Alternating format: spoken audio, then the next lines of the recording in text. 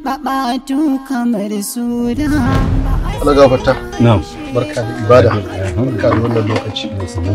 To magana ta domin Allah gafarta, ni dai na koma na zauna ina ta lissafi na ga kwanaki suna ta ja kuma mu har yanzu ba mu ga watan nan ba wannan.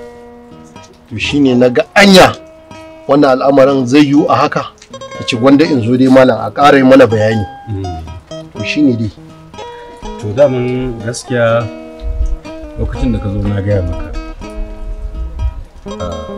ba ganin wata uku shi na hujja ba, to amma yana daga cikin hujjar da ya fi kamata a dogara da ita. Mutane adalai guda biyu kamar inda kuka suka faɗa, awo jama'atun mustafi dotun, ko kuma mutanen da ya zama sun taru suna da yawa, ba mutum ɗaya ba mutum biyu, ko kuma mutanen da yawa suka gani, to za a yi aiki da maganarsu a yadda da ganin watansu, ko da ba a gan shi a yamma ya kama ba. Kuma magana Allah Ubangiji ya yi lilimi a sama, ko Allah Ubangiji ya yi hadari, ko da ba hadari ba ne ya zama an sauka da wani girgije ya hana ganin watan, ko da tsawon kowane kwanaki ne. Zara sallallahu alaihi wasallam ya gama da don ya faɗi nasin hadisi, ya gaya mana yake cewa fa in gumma alaikum fa akamilu iddatan sha'ban. In gumma alaikum idan aka kalli yamma ya zama an muku hadari, an lullube, ba cewa idan lai hadari, idan aka lullube ku dan Allah zai iya lullube watan ya bayyana shi zuwa inda san da iso, inda shi ke aikata abin da iso wanda zai tafi shi. Saboda haka in aka yi muku hadari fa akamilu iddatan, ko fa akamilu iddatan sha'ban. Saboda haka sai ko kuma shi sha'ban ya zama a kai shi kwana 30 gobe kenan Ramadan, ko kuma Ramadan a kai shi kwana 30 in gari ya waye kenan Shawwal shine sallah. Kaga ba sai lalle an ga wata ba. Saboda haka magana ganin wata Allah zai iya rike shi gobe lokaci. Saboda abin da nake gani gaskiya akwai gagarumin kuskure, domin an ci abinci, an sha abin sha, a yi duk abin da ake so kuma cikin kwanukan Ramadan. Wannan gaskiya ne, don ko yau din nan malam sai da na ci abinci sannan na shirya na fito daga gida. Ka gani wannan abin da muke yi ba shi da maraba da fito na fito da wuri, ba shi da maraba da fito na fito da wuri. Mai shi fa azumi, ko da Ramadana, ko da rashin lafiya kai ka warke, sai ka warke a yanzu za ka iya cin abinci kai kai. Aka ce an yadda maka ka ci abinci, to amma me ka ɓoye saboda alfarmar watan, saboda alfarmar watan ake magana. Saboda haka an ce ka ɓoye, amma haka za ka fito mutum ya ce shi bai da ba, sai ya ga wata fito fili yana sa abinci yana ci a tsakiyar titi, yana cewa Allah na yi din abin da kace a yi, kar a yi na yi din yadda za ka yi. Kamar haka istizai ne Ubangiji, izgili ne. Allah ya shi mu. Allah gafarta. To yanzu kenan azumi uku da na sha banza kenan, ba sai na mimita shi ba? Babu sam babu. Ai babu yadda za a yi Allah Ubangiji ya yi umarni ya ce a yi abu kaza, kuma abu kazan nan ka ƙi a ce kuma shi kenan. Kamar yadda na gaya maka wancan karo, sahabin nan ya koma ga Allah bai rama azumin Ramadana ba guda ɗaya. To haka take a rubuce. Akwai wani hadisi da Abu Isa Tirmizi radiyallahu ta'ala anhu ya fitar da shi, wanda duk ya sha a watan Ramadana haka kawai ganganci, ba tare da ruwa ba, ba tare da wani al'amari ba tare da wani uzuri ba wanda yake makabulan fi shari'ati, shari'a ba za ta karɓi wannan uzurin ba, haka kawai ya karya azumin sa na watan Ramadana, to har abada ba zai iya rama Ramadana ba, har abada ba zai rama.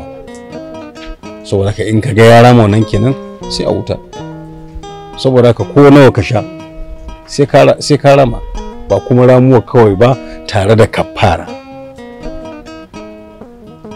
Kafara nan ita ce shari'ar addinin musulunci ta ba da zaɓi a cikin uku. Da farko ka yanta wuya, ma'ana abin da ake nufi da yanta wuya shine yanta baiwa ko bawa, sukutun da guda ka yanta, sannan sai ka azumi kwaya ɗaya, ko kuma ka yi azumin kwana 60, shine kafara na jin kunnan da abin da ka aikata, sannan sai ka yi guda ɗaya, ko kuma ka ciyar da mutum 60 abincin safe da dare, ka ciyar da su ba su ji yunwa ba, sannan sai kai azumin kwana ɗaya. To wannan shine abin da za ka yi akan azumin ka. 60 malam? Azumi 60 za ka yi. Yanzu malam 60 azumi 380 kenan fa. To kaga 180 za ka ce mun da 3. Har da 3 malam? 180 ai Allah Ubangiji ne fa ya taimake ka. Allah Ubangiji ne ya taimake ka, da an tsaya akan waccan magana ba a samu wani sassauci ba. Da har abada bai da za a karama Ramadana kwaya daya. In kuma ka mutu da shi to za ka shiga cikin gidan wutar jahannama karama shi.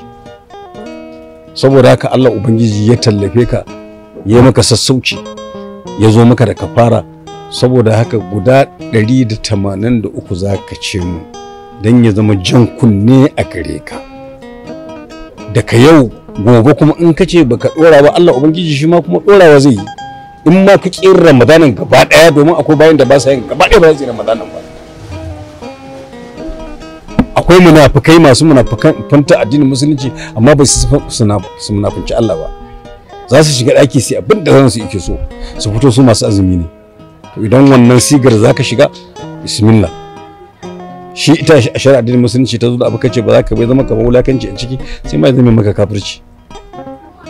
Saboda haka ka runguma kamar inda ka ci daɗi ka hole, ka zo ka rungumi wannan wahalar ta gaba kuma kar ka saki.